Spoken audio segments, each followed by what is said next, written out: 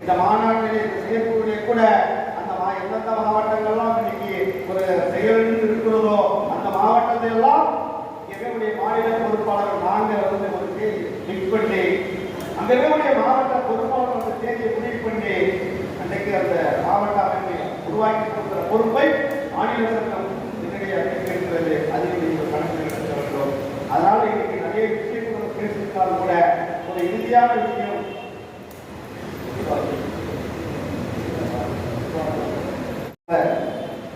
ஒரு 4-5 தீர்மானங்களை நாம் கொண்டிருக்கிறோம்.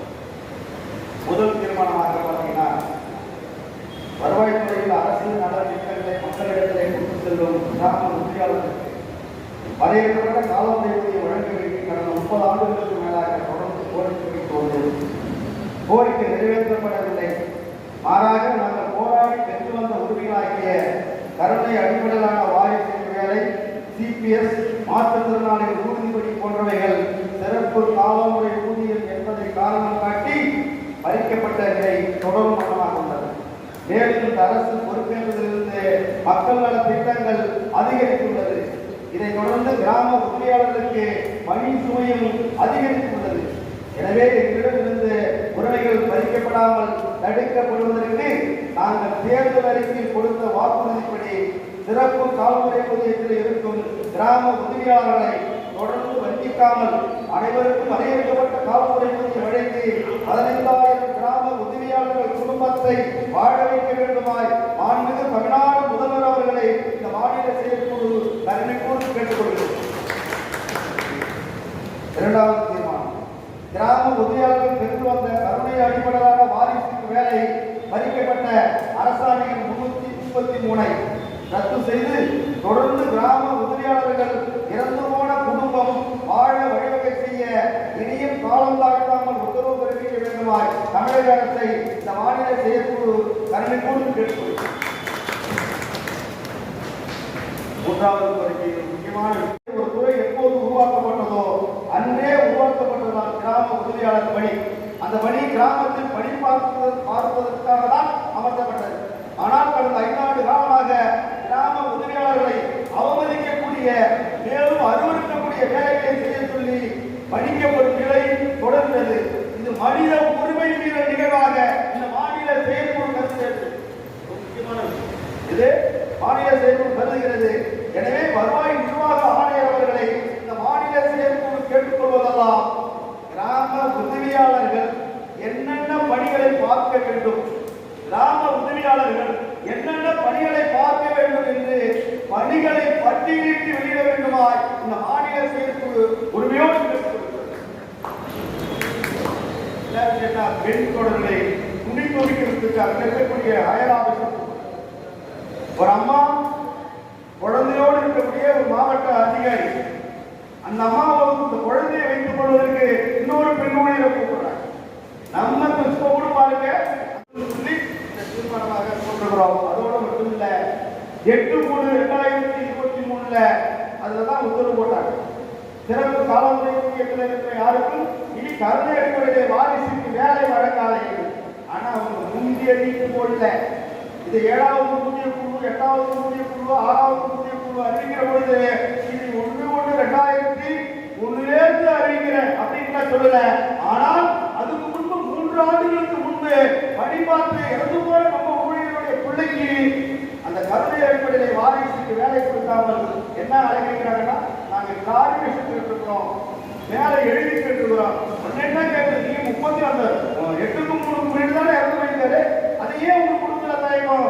இன்னும் கூட ஒரு விஷயம், இப்ப கூட இந்த இருக்கிறதோ அந்த மாவட்டங்கள்லாம் ஒரு ஷாட் போட்டு மாநில நிர்வாகி யாரெல்லாம் எங்களுக்கு எந்தெந்த மாவட்டத்துக்கு ஒரு நீக்கம் பல மாவட்டங்கள் இருக்கு. இந்த பக்கம் சிவகங்கை மாவட்டம், மதுரை மாவட்டம், தூத்துக்குடி மாவட்டம், திண்டுக்கல் மாவட்டம், இப்படி பல மாவட்டங்கள் இருக்கக்கூடிய ஒரு நடராஜன் சொன்ன மாதிரி திருப்பூர் மாவட்டம், இந்த மாவட்டங்களுக்கெல்லாம் ஒரு தனி கவனத்தை செலுத்தி இந்த மாநில செயற்குழுக்கு பிறகு அவங்க அந்த மாவட்டத்தில் இருக்கக்கூடிய அந்த மாவட்ட நிர்வாகி ஒப்புதலோடு அந்த கூட்டத்தை போட்டு அந்த மாவட்டங்கள்லாம் சரி செய்து வருகிற ஆண்டுகள்ல இந்த கூட்டமைப்பு வந்து நம்மளை ஏமாற்ற முடியாது. நீங்க யாரும் சொல்லாத அது நிர்வாகம் அருமைத்தோட மாநில பொருளாளர் ஆய்வுக்கு ஓய்வு பெற்றார். நம்ம சங்க பயிலாவும் பணி ஓய்வு. இந்த சங்கத்திற்கு எங்களுக்கு வழிகாட்டுவதற்காக மாநில சங்க ஆலோசகராக அருகே தோழர் மாரியப்பன் அவர்களையும் காலையிலே இங்கே நம்மளோடு உரையாற்றி போயிருந்த இன்னொரு தோழர் மகேந்திரன் குல்லாப்பூர் இருந்த தோழர் மகேந்திரன் அவர்களையும் நாம் இந்த பொறுப்பிலே வைத்திருக்கிறோம். அதோடு மட்டுமில்ல, இங்கே இருக்கக்கூடிய பொருளாளர் அவர் ஏற்கனவே சொல்லிட்டார், மற்றவர்களை விட நாம் ஒரு முன்னுதாரணமா இருக்கணும். ஓய்வு பெற்ற பிறகு அது பொருளாளர் ஒரு முக்கியமான பொறுப்பு, அது பணம் சம்பந்தப்பட்ட பொறுப்பு. 1000 பொருள் இருந்தாலும் தெரிஞ்சுட்டு போயிடலாம், ஆனா அது சரியானதில்லை என்று அவர் சொன்ன அடிப்படையில் அந்த பொறுப்பு. அது கூட இன்னொரு சிந்தனை, என்னுடைய அறிவித்தோட விருதுநகர் மாவட்டத்தில் இருக்கக்கூடிய மாநில துணைத் தலைவர் சூரியமூர்த்தி அவர்களும், இங்கே மாநில அமைப்பு செயலாளர் இருக்கக்கூடிய கோவையை சேர்ந்த சாந்தர் அவர்களும் அவர்கள் பதவி உயர்வை செல்வதற்காக உத்தேச ஏற்பாடு. இன்னும் ஓரிரு மாதம் முடிஞ்சு போனா இன்னும் 2 மாசமோ 3 மாசமோ கூட பரவாயில்ல. அவர் நல்லெண்ணத்தின் அடிப்படையில் நாங்களும் எங்களுடைய பொறுப்பை நாங்கள் இருக்கிறோம். ஏன்னா இன்னொரு தடவை நீங்க மாநில செயற்குழு போட்டு நீங்க இன்னொரு தடவை இந்த நிர்வாகத்தை சரி பண்ணுவதற்காக நீங்க அடைய வேண்டாம், உங்களுக்கு வேலை ஈஸியா பண்ணணும் அப்படின்னு சொல்லி இவங்க மாநில பொருளாளர் போஸ்டையும் இந்த மாநில துணைத் தலைவர் போஸ்டும் அது தக்காளத்துடைய மாநில அமைப்பு செயலர் போஸ்டும் இன்னைக்கு நம்ம உழைத்து ஒரு 20-25 ஆண்டுகளுக்கு மேல சட்டத்துறையை உண்மையாக ஈடுபடுத்திக் கொண்டு இன்னைக்கு பணி நிறைவேற்றக்கூடிய அமைச்சர் மாரிமுத்து அவர்கள் இந்த சங்கத்தினுடைய பொறுப்பாளர்களை அவரால் அறிவிக்க ஏற்கனவே அவர்களுக்கு பெருமை சேர்க்க வேண்டும். காலைகளும் பல்வேறு இடங்களில் அந்த கொடியை கூட மாநில தலைவர் ஏற்கனவே நிலையை மாற்றி அவர் இந்த கொடியை ஏற்ற வேண்டும், சங்க கொடியை அவருக்கு வழிவிட்டு அதே மாதிரி இந்த சங்கம் ஏன்னா நீங்க ஒரு பொதுவானவர் ஆகிட்டாரு. இதுல இன்னொரு விஷயத்தையும் பார்த்தேன், பல சங்கத்தில் ஓய்வுடைய அந்த பல சங்கத்துல ஓய்வு பெற்ற பிறகு அந்த தோழர்கள் எட்டறிந்து வழிகாட்டுமே தவிர எல்லாருமே கையில் எடுக்கக்கூடாது. அது நிறைய சங்கத்துல பின்விளைவை ஏற்படுத்தி நிறைய விஷயம் சொல்ல முடியும். அதனால அதுக்கெல்லாம் இந்த சங்கம் வழி செய்யக்கூடாது, வழிவகை அது ஆயிடக்கூடாது என்பதுதான் நல்ல எண்ணத்தின் அடிப்படையில நம்முடைய மகேந்திரன் அவர்களும் மாரியப்பன் அவர்களும் இந்த சங்கத்தில் இனிமேல் நாங்கள் ஆலோசகராக இருந்து செயல்படுவது என்பது சரியா இருக்காது. எங்களுக்கு நீங்க ஆலோசனை சொல்றவங்களா இருக்கீங்க, உங்களுக்கு நாங்க ஆலோசனை சொல்வதா? நீங்கள் தவறுந்த வழக்கில் உங்களை தூக்கி விட்டோம், நீங்கள் தன்னந்தனியாக நடக்க தெரிந்து விட்டீர்கள், உங்களுக்கு வழிவிடுவதுதான் சரியான வழி என்று சொல்லி இன்னைக்கு அறிவித்தோட 2 பேரும் விளைவிட்டாங்க.